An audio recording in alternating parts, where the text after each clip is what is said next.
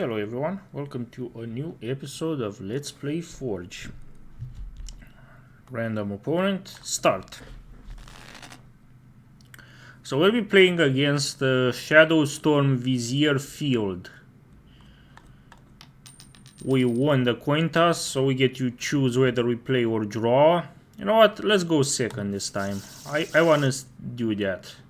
So I'm going second. Do I want to keep my hand? And the answer is yes, I do want to keep my hand. Let's go with, let's place a forest down. Let's start out simple. So Shadowstorm Vizier already summons Seeker of Insight, which is a 1/3 human wizard creature, which when tapped, he may draw a card, then discard a card. Activate this ability only if you've cast a non-creature spell this turn. Okay, so it's got its limits. Let's place down another forest, and since we can't do anything, we'll end our turn. So he's attacking us with Seeker of Insight. He did 1 damage to us, and he also summoned now Heckma Sentinels, which is a 2/3 human cleric creature, which has, whenever you cycle or discard a card, Heckma Sentinels gets +1/+1 until the end of turn. Interesting. Let's summon Thriving Rhino, because we finally can. This will put 2 energy counters on us, which is interesting. Those won't do anything for now. He summoned the Naga Oracle, which is a 2/4 Naga Cleric creature, and which has, when Naga Oracle enters the battlefield, look at the top 3 cards on your library. Put any number of them into your graveyard and the rest back on top of your library in any order. That's quite annoying. For me, at least. Like, it's a pretty good effect for him. Let's summon the Query Howler. So when Query Howler enters the battlefield, for each kind of counter on target permanent, put another counter of that kind on it or remove 1 from it. I don't want to select any of these, honestly, so let's go with Thriving Rhino. I don't really care about that effect. So let's attack him with Thriving Rhino. Whenever Thriving Rhino attacks, you may pay 2 energy counters. If you do, put a +1/+1 counter on it. Actually, if we attack with it, even if we get a +1/+1 counter on Thriving Rhino, he can block us with Naga Oracle, and then the... You know what, why not? Let's just do it anyway. I will pay the two energy counters to give Thriving Rhino +1/+1. Yeah, he had blocked me with Naga Oracle as I expected he would. That didn't do anything.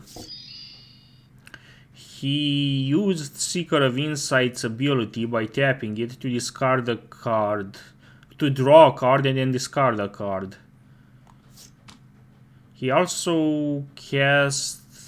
and he also used the Heckma Sentinel's ability of whenever he discards a card, Heckma Sentinel gets +1/+1 until the end of turn, which didn't really matter that much. Let's put down another forest card. Honestly, I should have used Aggressive Urge on Thriving Rhino. Let's do that right now. And now let's attack him again. We drew a card from this, which is quite nice. Actually, no, let's not Alpha Strike. Let's just attack him with Thriving Rhino.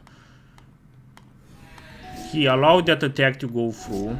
He summoned the second Heckma Sentinels on his side of the field, which is quite nice. Let's summon Bitterblade Warrior for now. And an Ambuscade to have our Query Howler destroy his Naga Oracle, which was quite nice. Now we can attack him with our Thriving Rhino without getting blocked. That was quite nice. I really like that. In response to that, he summoned a Vizier of Tumbling Sands, which is a 1/3 human cleric, which has the ability of, when tapped, he may untap another target permanent. He may cycle a Vizier of Tumbling Sands for 1 blue mana and 1 other mana, which doesn't really matter since he already summoned it, so he cannot cycle it anymore. And when you cycle Vizier of Tumbling Sands, untap target permanent. Yeah, sure, why not? He also summoned Shadowstorm Vizier, which is a 1/3 human cleric with flying. And whenever you cycle or discard a card, Shadowstorm Vizier gets +1/+1 until the end of turn. Okay, so this sucks because it has flying. So now we kinda have to summon Giant Spider to defend ourselves against it. Because Giant Spider has reach, so it can block flying creatures, unlike any of my other creatures on my side of the field. So now we can block his Shadowstorm Vizier. Now let's see what we're going to do with this. I would attack him with both Thriving Rhino and Query Hauler. He does block my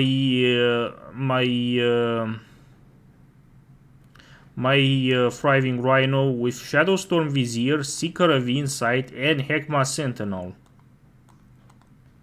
I will prioritize attacking Heckma Sentinel just because it's a 2/3 creature. And then between these other two, I really don't care which one gets... actually, let's target Shadowstorm Vizier next, and then Seeker of Insight. Why not?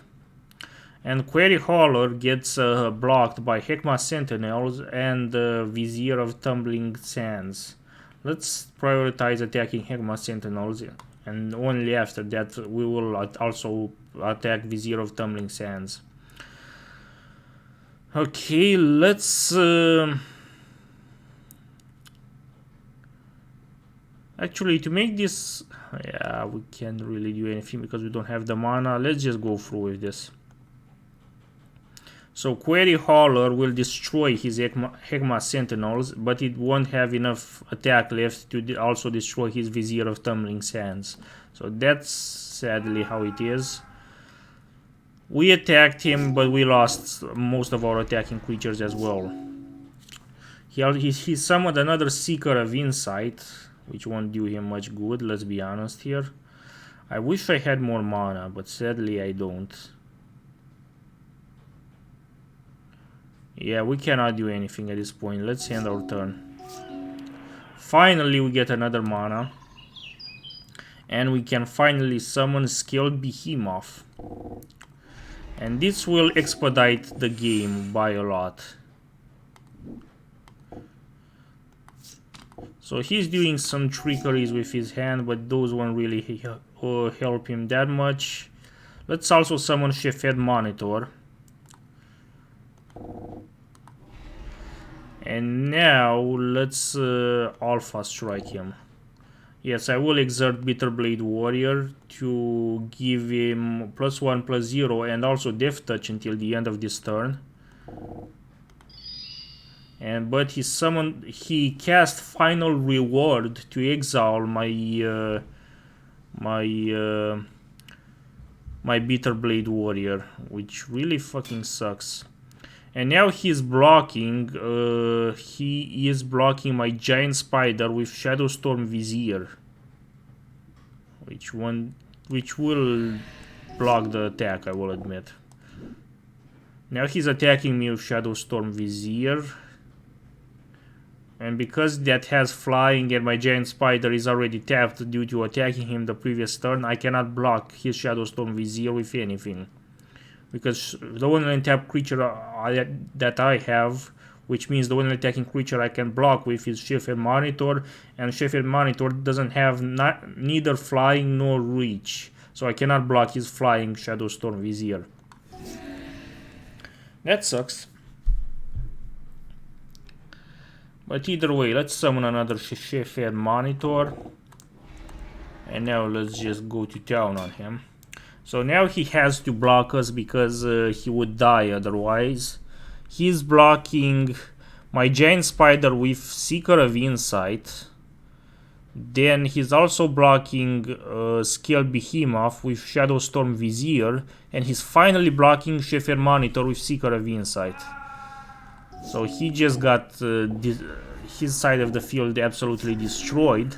Now he summoned Kefnet the Mindful, which is a 5/5 legendary god creature, which has both flying and indestructible, but also has Kefnet the Mindful cannot attack nor block unless you have 7 or more cards in your hand.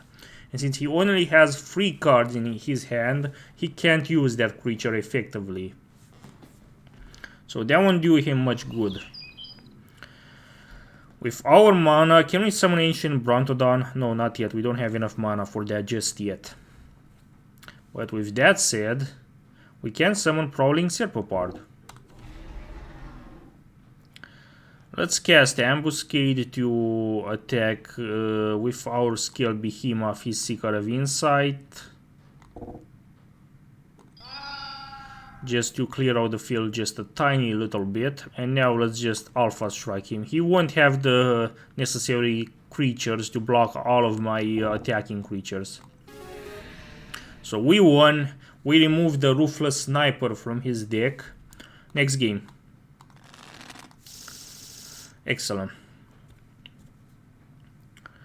Now, I kinda don't like this hand, but since we won the previous game, I'll still go with it. Since there's not much risk. Okay, now it's a bit better. We have 3 forest cards, so we can summon Prowling Serpopard at least. Let's put down a forest card. He already summoned a Seeker of Insight, which won't do him much good, but it will allow him to get an attack in, just because I don't have anything to block him with yet, because I don't have the mana. He already summoned Kefnet the Mindful, which is kind of scary, but he doesn't have the necessary cards in his hand to make use of that just yet. So let's summon Prowling Serpopard to start being able to block him.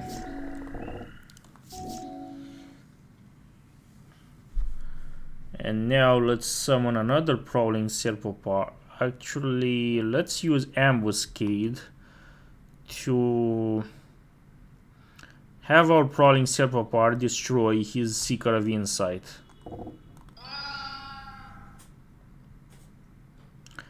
And now let's Alpha Strike him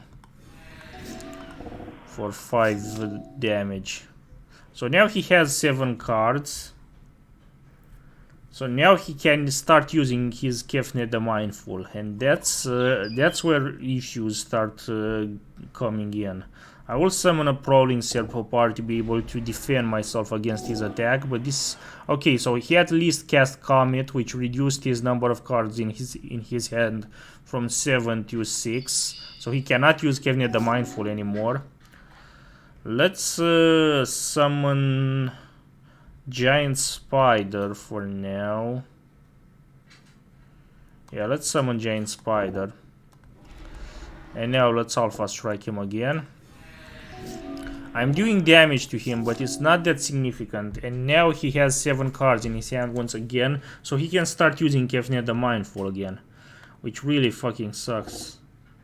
I need more mana to be able to defend myself against him, which I do not have.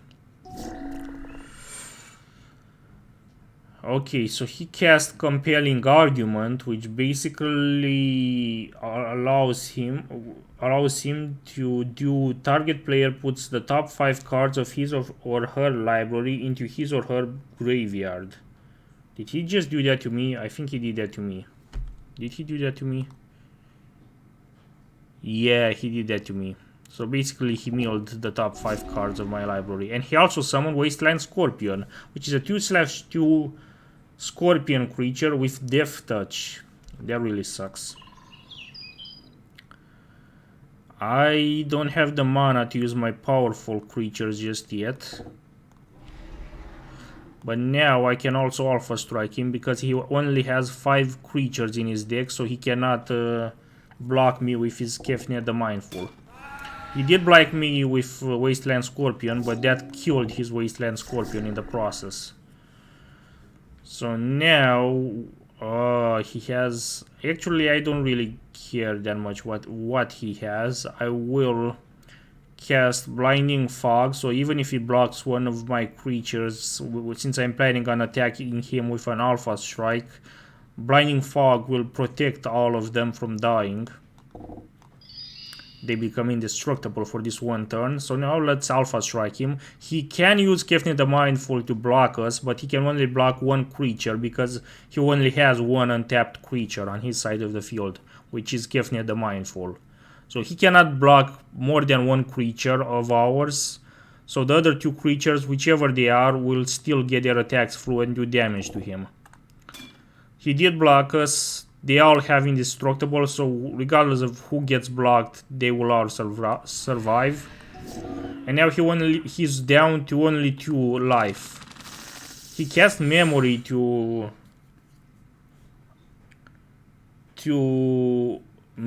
make both of us shuffle our hands and graveyards into our libraries, and then we drew 7 cards. That's fucking annoying. But now we have the necessary mana to start summoning more stuff. So let's just do that.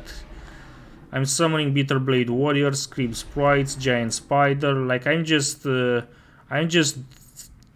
filling my side of the field so that I have more stuff to attack him with. Yeah, he's pretty much just dead. Even if he uses Kefni the Mindful to block one of our creatures, we still get 2 other creatures to attack him. So we just won fair and square. That was really entertaining. So now we get to choose a card from from one booster set, which is either Amonkhet Remastered or Hour of Devastation. Let's get it from Hour of Devastation. We got Scarab Feast as our reward, which is an instant card which costs 1 black mana to cast, and which does exile up to 3 target cards from a single graveyard. And you may also cycle this card from your hand for 1 black mana. Not that great, honestly, but it's fine. Anyways, that was it for today's video. You can get in touch with me on my Mastodon account, or you can join my Matrix room and we can also talk there. Details of which you can find in the description of this video. So in the meantime, thank you very much for watching and see you next time.